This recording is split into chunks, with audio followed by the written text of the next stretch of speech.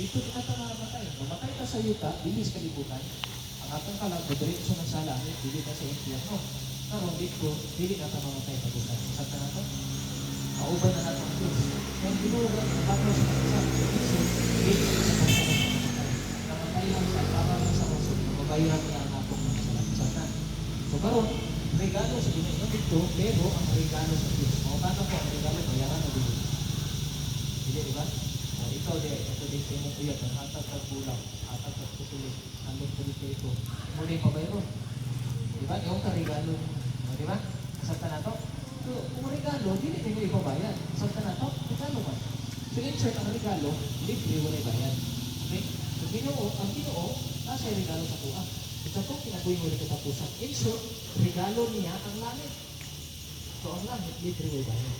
So, na ako din hindi ako ikagalo ang langit na ako kung nagala. So, ako po hindi siya sa inyo.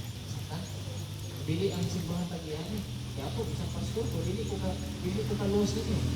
Ang masimbahan mo, dili ko kaluwas ninyo.